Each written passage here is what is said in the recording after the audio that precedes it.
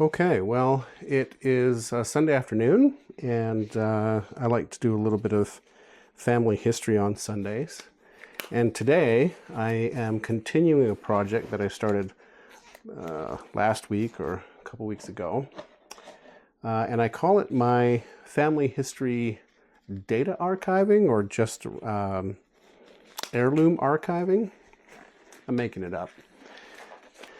So I'm putting gloves on because today I am working with an heirloom that I inherited from my grandmother Moffatt, Mary Nelson Moffatt. This is the binder that was passed down to me after my father passed in 2011. And you can see, I'll take some of the papers out here. You can see that the binder's had a bit of a life. There's some curvature to it, starting to split. Not too much rust, but certainly dirt on the metal. And I think this was just over time, probably with just exposure to the elements. Not that it was left outside, but I think it just collected water and then dried out, collected water and dried out. And so when it came to me, a good chunk of these pages were left kind of open at the back. They weren't in the slots anymore, and some of the pages had ripped. So I am trying to transfer it out of the old binder. I think we're going to have to say goodbye to the binder, unfortunately. But I'm very interested in what's on the pages, and I'll show you just a few of them. I've started, looks like I've got 2 books already just because the binders weren't big enough. But these pages started in March 25th, 1933. This is my grandmother Moffatt's very tiny handwriting. And this was at a bridal shower that she had held for her in Regina, Saskatchewan. And then she was married there. And they were given gifts. She and Fraser, Moffatt, were given gifts. And so she put in each page, she glued onto the page the card with the writing from whomever gave the gift, and then below it, what the gift was. So for instance, Mary, with very best wishes for your future happiness. From, looks like Alina Lauder, L-A-U-D-E-R, cup and saucer. And so she's mounted these, and smart woman that she was, she only mounted them, well, for the most part, she only mounted them on one side. I think what happened later on is that she was running out of space in the binder, so she started mounting a few things on both sides. This binder goes from, like I said, her wedding shower in late March 1933 through to the birth of my own father in 1939.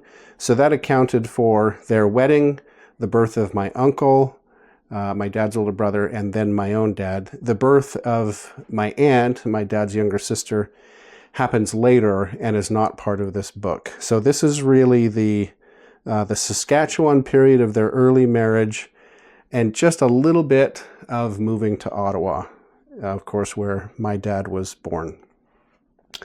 So I'm just going to keep inserting. I'll just close this up. I bought some more inserts. I had run out after loading those 2 binders. And now that I have more inserts, I am going to continue putting these individual pages into these sheet protectors. The sheet protector I got is antimicrobial, clear heavyweight, 100 per box. And I've been through a number of them already. So it looks like it's a Valentine. It is. A Valentine, probably from my grandfather to grandmother, maybe grandmother to grandfather. I didn't open it. I suppose I could have. Doesn't look like it opens very much. It does move. So there you go. That's pretty fun. So the pin in the center, and then it moves. And I'll just put this face down for now. I haven't decided if I'm adding to that binder, if I'm going to transfer it to a larger binder. But while I'm going through this, I might read a couple, and I think I'll try to tell a little bit of the history of my paternal grandparents. So in one of the other videos where I talk about, I think it's the lands of the Moffatt family on our trip to Scotland, I also described that James Moffatt, who we believe came from Scotland at that property called Craigbeck, from that property, heads through Rhode Island, then New York, and then emigrates to Canada, and ends up first at Shelburne, Nova Scotia. It was called Port Roseway, and he was one of the Port Roseway associates who gathered in New York and had a deal with the Canadian or the British government to come to Canada and have some land. Shelburne turned out to be a very difficult place to live. It was on the coast. They got there in, I believe it was late summer, and that first fall, very difficult, very cold, not a lot of resources besides what was available in the water, fishing. They had to clear timber to build houses. Eventually, the town of Shelburne I think it was the largest town in Nova Scotia at the time. This would have been in the late 1780s. 1783 was when they left New York. And my grandfather, oh, I'm having a little bit of trouble with this one. So I think this one is one with two sides. Yep, here we are with two sides. So I'm going to take a moment to do this. This is April 26, 1936. So that, I wonder if that is a cousin or if that's an uncle. The telegram says Mrs. A.F. Moffatt, so Alexander Fraser Moffatt, that was Mary Moffatt, my grandmother, at Victoria Hospital, Prince Albert, Saskatchewan. Congratulations, glad Jimmy won bet. Anxiously awaiting return, Prince Albert, Eddie. I don't know if Eddie was a nickname. Jimmy was probably somebody they knew who bet on when the baby was going to be born. I'm pretty sure that is my Uncle Don, April 26th, 1936. Yep, to Donald. So this gets into, it looks like my first two binders were all of their wedding and bridal shower things, and now we're starting into the baby wishes from different friends and family members. So these ones are a little bit harder to put in. I've got to open it up and start the corner and watch the corner where it likes to try to rip, and then help it in on this side as well. There we go. Now that I've got that side started, I'll come back here, lift it, kind of curve it a bit, get my hand in there. That's why I'm wearing gloves, so I don't leave any major oils. Oh, there's the back side. This one's a little bit tricky, trickier than most. Put that back down. Okay, there we go. Whew, that one was a tough one. But a cool telegram. This was with the CN Railway, Canadian National Railway. They ran a telegraph office back in the 30s in Canada. So where I was with my story was James Moffatt emigrates to Nova Scotia. And we have, from that era, a pretty good record of the land holdings, the children, who they married. I don't have all the way down to my generation in terms of how wide it goes. I don't have all of the cousins listed, but I know from my fifth great-grandfather down to my grandfather Fraser Moffatt, all of the ancestors there, at least all of the direct ancestors. And so Fraser was born in North Sydney on Cape Breton in, let's see, I think it was 1906. Let me just check quickly. I had it brought up here. Sorry, 1909. He was born in 1909 and only lived in Nova Scotia for, well, I don't know if it was a year and a half or 2 years. The next record I have of Fraser is he is 2 years old, and he and his parents had moved to Regina, Saskatchewan. I don't know why. I am not certain.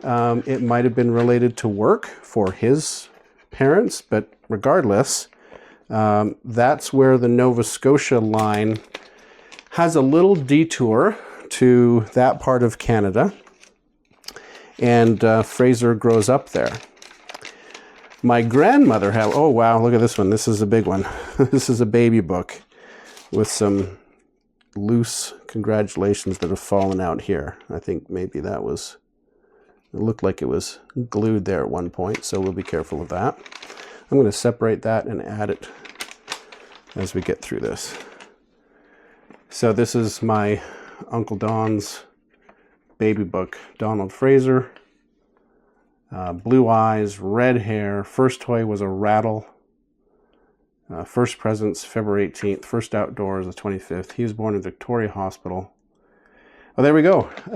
There's a little bit of information for you. Baby's family tree.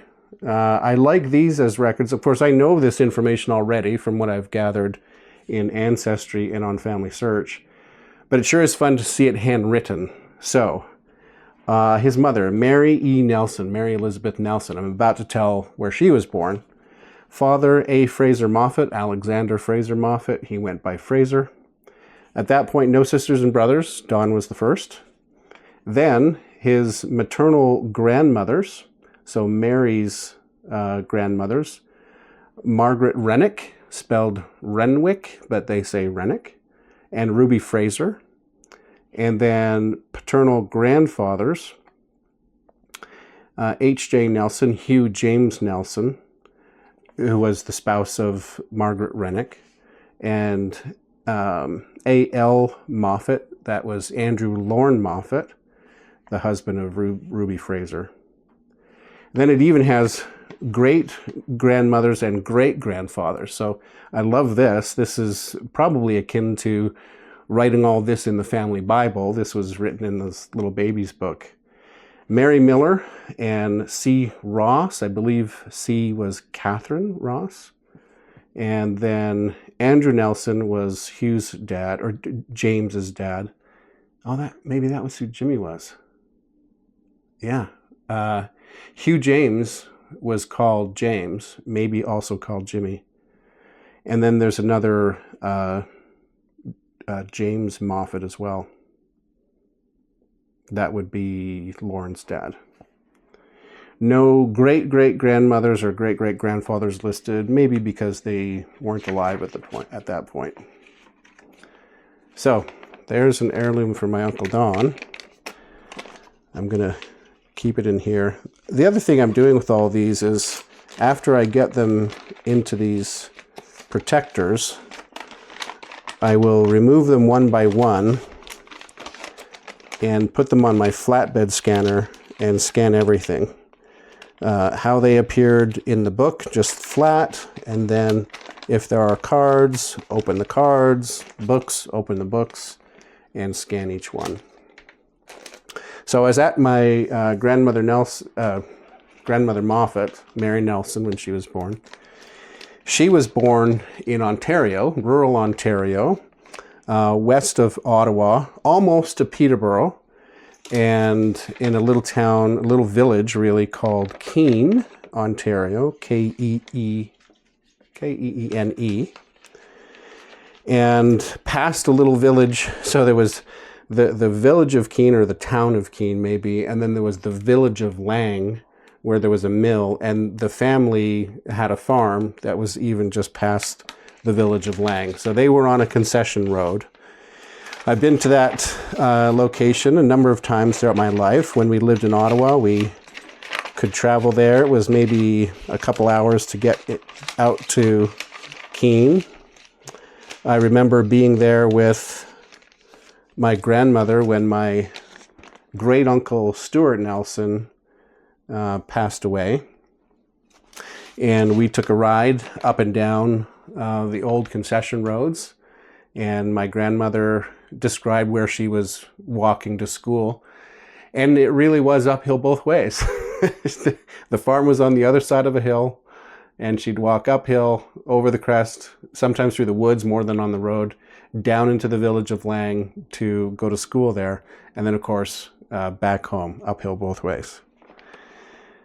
Here's a little interesting one. So in Prince Albert, it looks like Jesse Irwin provided a basket of fruit from the Martindale's Fruit Market in Prince Albert, Saskatchewan, to Mrs. F. Moffatt, Victoria Hospital, from Jesse Irwin, basket of fruit.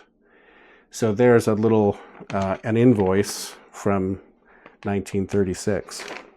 This paper is the original paper. So Graham bought this paper, I guess, in 1933. So it's not quite 100 years old. It's 90 some, but pretty cool. I'm doing this the wrong way. Here we go. So Mary Nelson was born in outside of Keene, past the village of Lang, on the farm.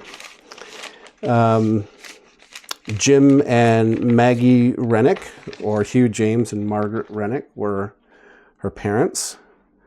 And she lived there until she was, I think she was in her 20s. Let me just double check here. They're married in 33, and my grandmother was born in 1906. So that would be, she was 27-ish when they were married. But I believe the story is that she went west to work at the Forest Service in Saskatchewan. I remember her telling me this story once, and I hope I've remembered the details correctly. But essentially, she was a secretary, or did administrative or clerical work for the Forest Service. And as she described it to me once when I asked, their group, a big function of their group, was to build or plant and maintain trees along the railway line that would be a windbreak, so the snow wouldn't get over the tracks as much. I think snow still got on the tracks. So it was a Canadian National. Oops, got a little catch right here. What is going on with this one? It's a Canadian National Railway, and the Forest Service assisted the railway with maintaining the tracks. Oh, we've got a piece in the back. That's what's doing it here. There we go. And so she went out west, essentially.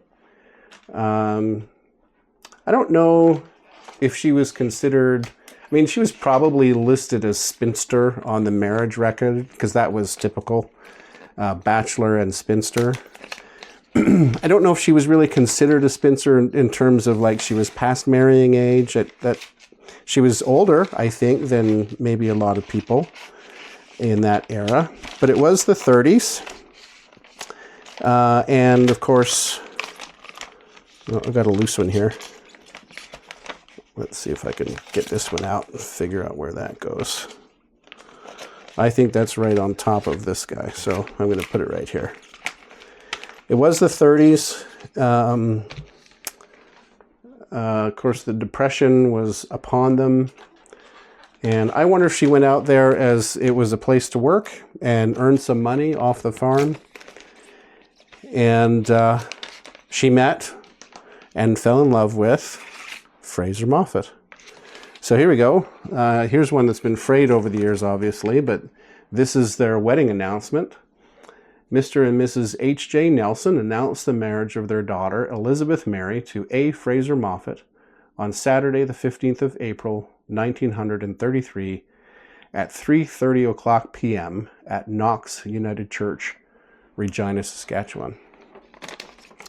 So, I don't know all the circumstances, what her parents' situation was like. I can't do the math right now to figure out how old they were. Well, let's see. Ruby was born in 1882. That was Mary's mother. And Lorne was born in 1884. So by 1933, they're in their 50s. And for whatever reason, oh, I'm sorry. I'm looking at, that's Fraser's parents. Just give me a second. Sorry. Fraser's parents were in their 50s. And Mary's parents, 1862 for Jim, 1870 for Maggie. So 60s. They were in their 60s. Perhaps it was they couldn't travel to Regina. I don't know if it was money or health or otherwise. But it turns out that Mary's uncle, who was living in Saskatchewan at the time, J.J. Rennick, John James Rennick, he was the one that gave her away in marriage. And that is recorded in the newspaper clippings and I think, yeah, just the newspaper clippings. I might also have a story. So here's one. Here's a couple pages. I'm just going to include all of the blanks. There are 3 blanks here. This says Belfast Bond made in Canada. There's an S with a beaver over it, and that's the stamp on the page. Wow. Belfast Bond. So I'm just going to keep the blanks together in a group and insert them in here. J.J. Rennick, if I remember correctly, let me just bring it up, is her uncle. And if I do this right,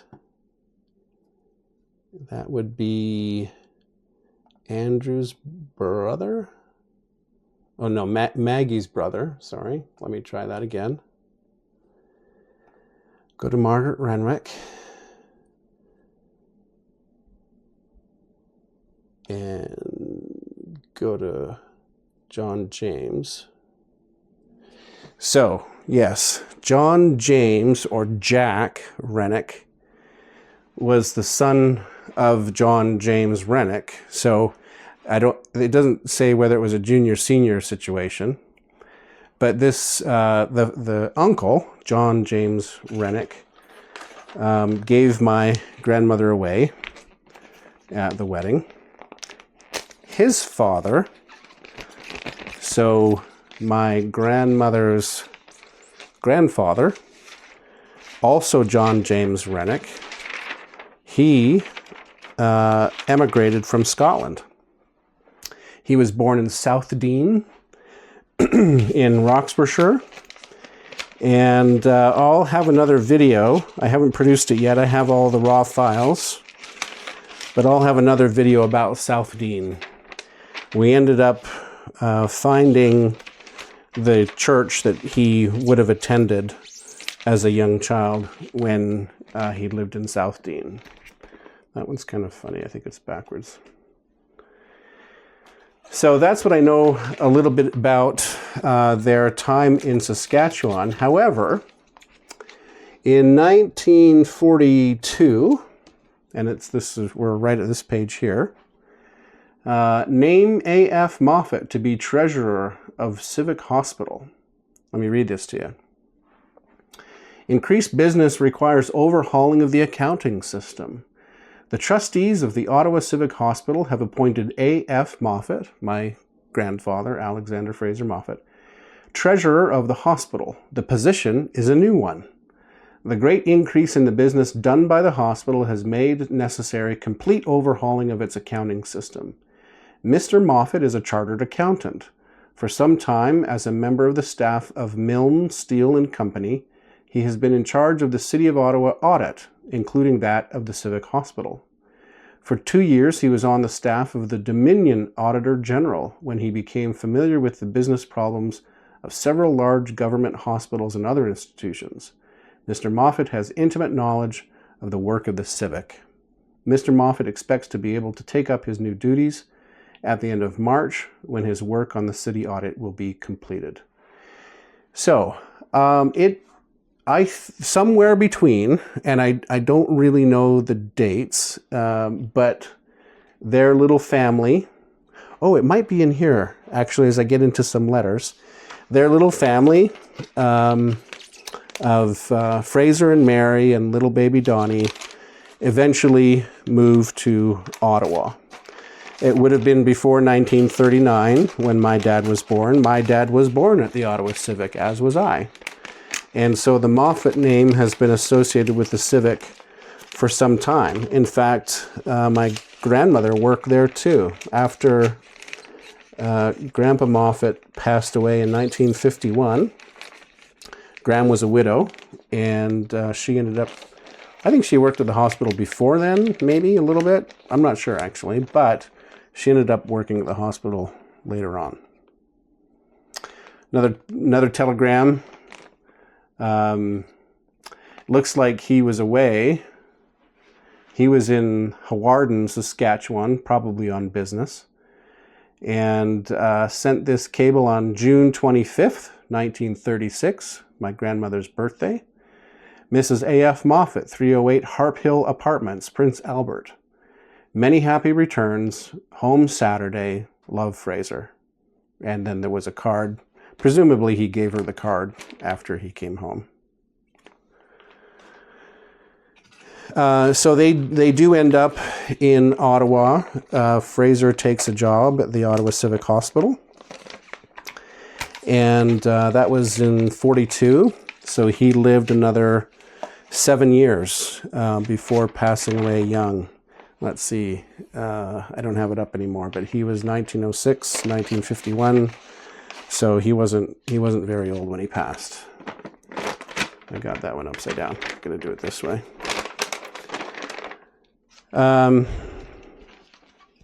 So in my growing up, I never met Fraser, obviously. He died when my dad was 11 years old.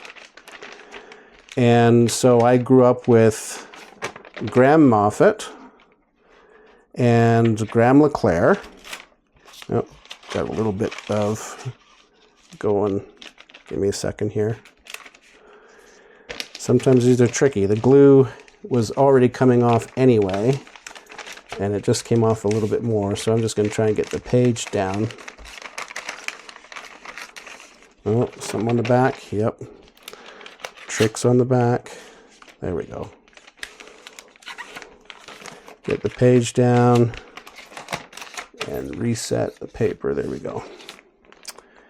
So I grew up with Graham Moffatt, Graham LeClaire, and separately I'll do another piece on my LeClaire history.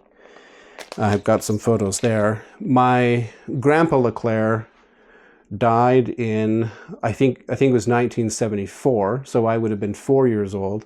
I have very vague memories of sitting on his knee, probably on the porch at their house on Prince Albert, not Prince Albert, Saskatchewan, but the Prince Albert Street in Ottawa. And so I really only grew up with grandmothers. I didn't really have grandfathers. Didn't know them, wasn't around them, didn't get to know them as an older person, obviously. Okay, here's one. It's, again, stuck to the paper, but it's actually an envelope addressed to Mr. and Mrs. A. R. Moffatt. It probably got, I don't know why he put the R in there. Oh, maybe it's an F. Indian Head, Saskatchewan, Canada, from Hayward, California in June of 1933. And it turns out it is a letter from Fraser's grandmother, who was Mary Elizabeth Nisbet, who married Milford James Moffatt. Mary Elizabeth Nisbet was born in North Sydney in 1862, and she died in Hayward in California in 1943, 10 years after this was written. So I think I'd said earlier in the video my grandmother's name was Mary Elizabeth Nelson. It said Mary E. Nelson in one thing.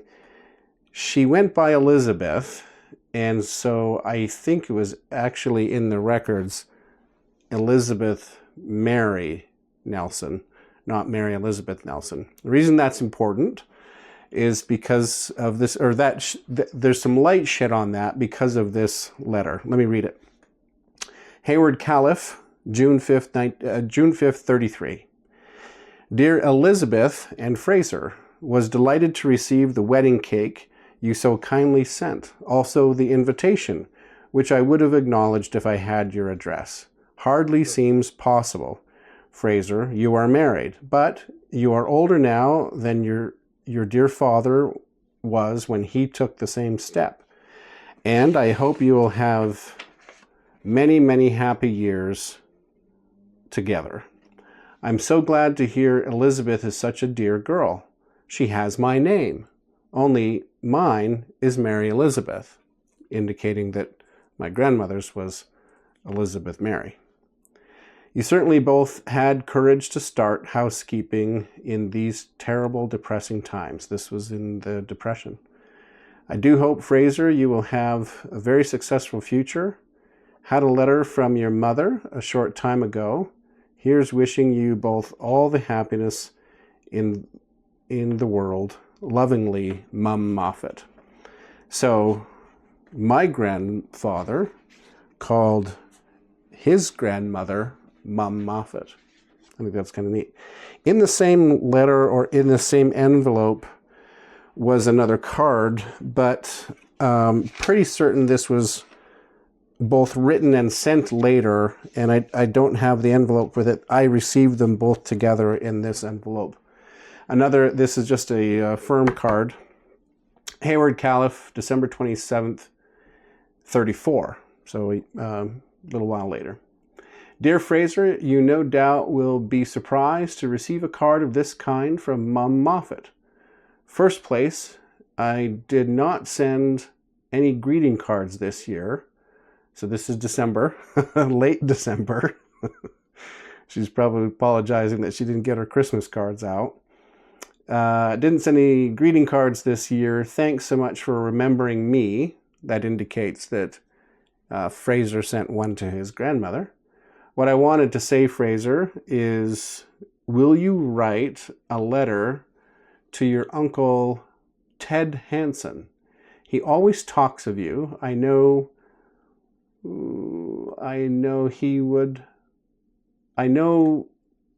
enjoy, probably she forgot to write he. I know he would enjoy hearing from you personally when you have a small boy. I came one winter to Vancouver, BC, went to school. You had an appointment in the same building. You would come up to Uncle Ted's and pay, I don't know what this says. Pay here me some spells. I suppose you don't remember, Fraser. Don't tell Ted, if you write him, that I talked to you or told you. Yeah, it's a little bit hard to read here. He told me when he liked all your card to remember him to you. Give my love to Mary, and here's kissing you both. Very happy New Year, Mum Moffatt. So I think this last part is Fraser, write your Uncle Ted. He always liked you. Here's a little interaction we had when you were younger, maybe as a boy. But don't tell him I told you to write him. That sounds like a mother looking out for her son. Ted. No, not Ted. A different uncle, Ted Hansen. So these are treasures. When you read the letters, oh, little treasure in here. There's another one. Okay, what is that one? Oh, she's included Ted's address. I'm not exactly sure of these. G.T. Hansen, 1282 Singletary Avenue, San Jose, California. Then in pencil over. We lived in Prince Albert at one time, Fraser, and liked the town very much. Mum Moffatt. So, again, not only are you hearing their voice, but you're getting some more hints for the family. So I now know there's an Uncle Ted Hansen, that when my grandfather was young and his mum and dad brought him to see his paternal grandmother, that he got to know an Uncle Ted. And Mum Moffatt, it turns out, with Milford Moffatt, also lived in Prince Albert at one time. So that's interesting. I didn't, not only did his parents move there when he was 2, when Fraser was 2, but his grandparents at one time had lived there as well. I wonder what the attraction was in Prince Albert. Was it a bedroom community to Regina? Was it, why did so many Moffatts pass through that way? So I like this. It's handwriting. It's some of the salutations or the names, right? So Mary Nisbet or Mary Moffatt, because she married Milford Moffatt. She was known as Mum Moffatt. That may indicate that, there were other moms or grandmothers named differently. I just think it's fascinating stuff here. So where am I in the story? Mary and Fraser have moved. Oh, this was a part of the story I was going to tell. It's a little bit more on the Nelson side. Jim, got a little piece here that fell out. That was on the back of that one. Jim Nelson, Mary's dad, my great-grandfather, had the farm in Keene, as I said. And he had retired from the farm, but was still working it a little bit. He had, let's see if I'm remembering the timeline properly. Yeah, I think he was old and still working the farm a little bit. But I think the main operation was with his son, Fred, who I'm also named after. I'm named after my grandmother's brothers, Stuart Nelson and Fred Nelson.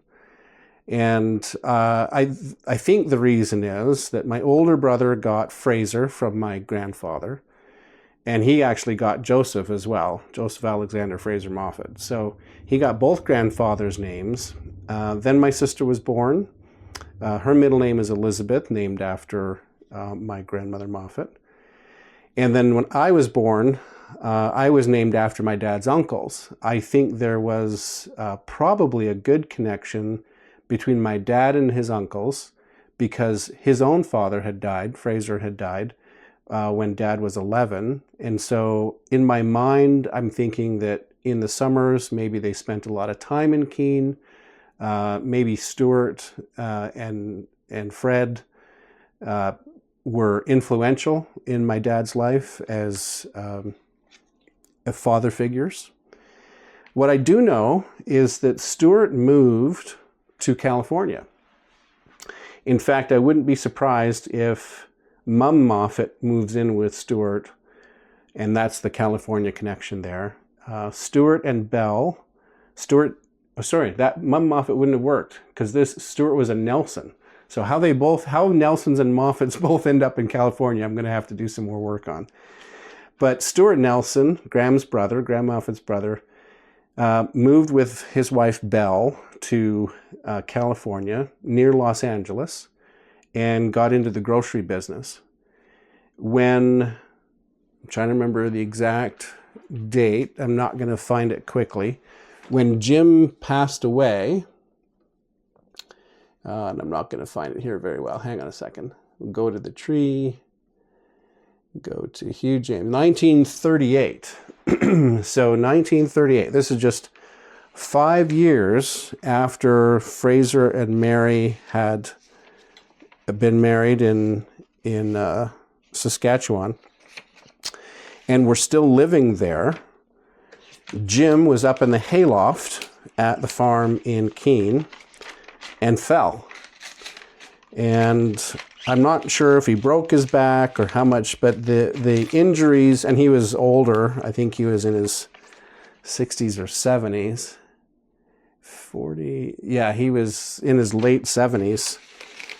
He falls and dies as a result of his injuries. In the will, and I've done a family history report on this. I just haven't made a video of it yet. In Hugh James Nelson's will, or Grandpa Jim's, he leaves the farm to Fred, the second son. He bequeaths $1,000 to Stewart, the first son, and then to the two girls, my grandmother Mary and her sister Isabel.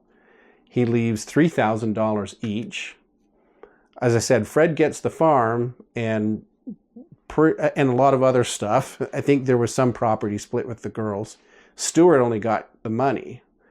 He was in California. I don't know if that's because there was a rift or Stewart didn't stay around and take care of the farm, didn't inherit the farm. Fred did. I'm only surmising, but Stewart got less than his sisters and less than his brother. So I'm not sure. I do know from pictures that Stewart and Belle in 1966 traveled to Ottawa to see my mom and dad get married. So he's in the pictures. So there was some connection there, but I don't know what the relationship was between Stewart and his father, Jim. I learned all this through the will, and also a story. I'm trying to remember the family story where I read that Jim fell out of the hayloft. So with $3,000 in her pocket, my grandmother and grandfather, somewhere in that time, he died in 38. And my dad was born in July of 38. My dad was born in December of 39. They moved back to Ottawa. I have to believe that in the middle of the Depression, to uproot and move, there was the job from the hospital, but the expenses of moving, I have to believe that $3,000 helped. What I don't know is quite when they moved. I still have to find that piece out. I know that by 39 they are living in Ottawa, and by 42 we know that he is the civic hospital person. But it did sound like that Fraser was also working in the city of Ottawa prior to 42. My dad was born in 39, so that makes sense. How did they get to Ottawa? How did they make the shift? I don't think the civic job brought him from Saskatchewan to Ottawa. And I'm not sure what work did. Maybe it was some previous work. But I have to believe that that inheritance helped them get from Regina to Ottawa. The rest of this book has other weddings, lawn bowling, a couple more blanks as well. There is this piece, and this is fascinating. These are the articles of clerkship issued May 19th, 1930 to A. Fraser Moffatt and O. J. Godfrey, articles of clerkship. You can see that there is a metal clasp. I'm not going to undo it, but that would let you take all the pages apart. And then it's folded several times, obviously legal size paper. And this does look like an original type. I think it is typed on here, or it is a carbon. This might be the carbon copy. I can't really see. It doesn't look like the typewriter has made any indentations on the paper. So this is probably a carbon copy.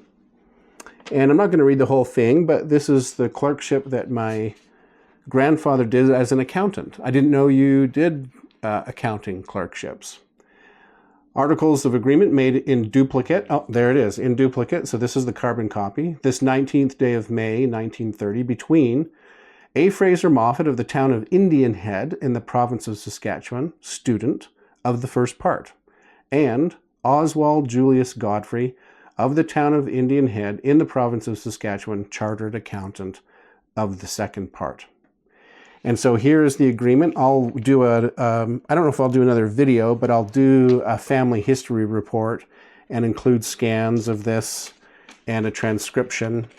And this might help me understand what was happening. So this is in the 1930. This is before they're married. I love this. There is my grandfather's signature. So these original docs are always fun to look at. Usually the information was already known. He was an accountant, he clerked for so-and-so. Those are usually summarized or indexed somewhere, maybe in a newspaper, maybe in a family letter or something like that. But to see the original, sometimes there are a little bit extra details. So clearly that this was happening in Indian Head, not in Regina or in Prince Albert where they lived. So had they moved to Indian Head? I think so. I'll probably need to go check census records and see if I can figure out when they went from Prince Albert near Regina to Indian Head. Signatures. Really cool stuff. And then need to fold that and put that in. I'm going to finish up the video here. I just have a couple more things. These are the clippings. I have the digital versions of these from newspapers.com with my Ancestry account. I pay the extra to have the newspapers.com. And this is the article where there's the notice that my grandfather's died. So let me read this. A.F. Moffatt, 42, Civic Hospital treasurer, dies. Alexander Fraser Moffatt, treasurer of the Ottawa Civic Hospital, died Sunday in hospital, where he had been a patient for some time. He was in his 43rd year, and news of his death will come as a shock to associates in Ionic Lodge AF and AM and other organizations. He was a Mason. Dr. W. Douglas Piercy paid tribute to him as a valued member of the staff since 1942. We read 42 in that previous document. At one time, Mr. Moffatt had been a member of the Auditor General staff. Before his appointment as treasurer of the hospital, he had, as a member of an Ottawa accounting firm, been responsible for the City of Ottawa audit, including the Civic Hospital. So it does appear pre-42 that he is working as an Auditor General and then with an accounting firm in Ottawa and doing the books for the Ottawa audit. Ill health compelled him to relinquish his duties at the hospital several months ago. Alexander Fraser Moffatt, who was born April 2nd, 1909, in North Sydney, Nova Scotia, the son of the late Andrew L. and Ruby Fraser Moffatt. He was a graduate of the University of Saskatchewan and, before coming to Ottawa, was a chartered accountant at Indian Head and Prince Albert, Saskatchewan. So he worked in both towns.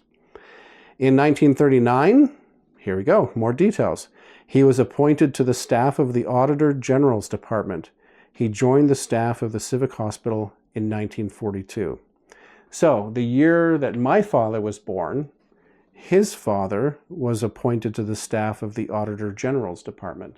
Now, with that little hint, I can go start researching documents related to the Auditor General's Department and maybe find some things that he worked on or that he completed audits for.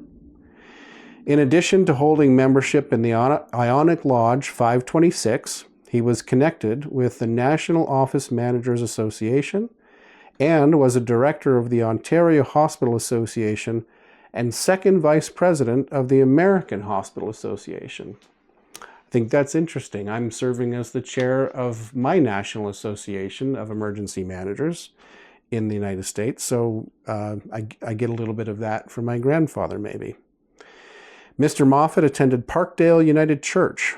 Chief survivors include his widow, the former Miss Mary Nelson, two sons, Donald and Edward, that's my dad, Ted, a daughter, Sue, one brother, Lorne Moffatt, Vancouver, and a sister, Mrs. A.J. Terry, Meadow Lake, Saskatchewan. It's funny, the newspaper article says Mrs. A.J. Perry, and then in ink, a T correction for A.J. Terry. The body is at the A.E. Veitch Funeral Parlors, 453 Parkdale Avenue, where the funeral service will be conducted at 9:30 o'clock Tuesday morning by the Reverend Fred Williams, Parkdale United Church. Burial will be in Keene, Ontario. And there is a stone there. In fact, I believe Fraser stone is the side of some other Moffatt relatives, and his inscription is on the side of that in the Keene Cemetery. So all in all, like I said, I won't do everything here because these are all the loose bits. I don't know where they fit chronologically, but there are some more letters and cards. Here's another one. Let's see. The address was Beta Apartments, Regina, Saskatchewan. So it's nice to have the actual address. I could go see where that actually is on the map. This one was by airmail, swanky, instead of by telegram. And maybe I'll end on this because I think this is a nice way to do it. There's some more details here, some interesting letters and receipts, being at the hospital when my father was born, etc. Here are some of my father's, my grandmother's doctor's appointments that she had when she was pregnant with my father. But I'll finish with this one. It is a letter from Fraser to Mary, dated Ottawa. So he was in Ottawa at this point. She is still back in Saskatchewan. This must have been the transition of moving for work. Ottawa, February 12th, 1939. Dearest sweetheart, I suddenly woke up to the fact that another Valentine's Day was nearly upon us, and so last night went out to buy a big Valentine for my Valentine, but only to find the stores closed. They close on Saturday night at 6 p.m. as well as on other nights, so that the Valentine will have to be in letter form, this letter here. I really think it is better this way anyhow, as I am sure I couldn't find a Valentine appropriate enough for the occasion. More than just ordinary Valentine's Day, as it is also the day or anniversary of the day that you presented me with such a wonderful son. And you know how wonderful I think he is, but no more wonderful than his mother. This is Uncle Don, my Uncle Don, their first child. It soon will be 6 years since our trip to the altar, over 7 since we first met. So they dated for a year. And I am sure I love you more now than at any time during those 7 years. And whilst there have been ups and downs, laughs and disappointments, happy times and trying times during those 7 years, I think we've been very happy and have much to be thankful for, especially for my part anyway. None of us are letter perfect. The perfect man or woman has not yet been born, but I am satisfied and hope you have been and will be, as we hope we will be spared for many long years yet. I am looking forward and hope you are to our new life here in the East, and hope it will be a happy one for you, as it really has been for you that all my humble attempts are made. Has been very lonely this past month. Okay, so he'd been there since early or mid-January 1939. I think it has been the loneliest I have ever been, and I'm sure looking forward to our reunion, which I hope will be soon.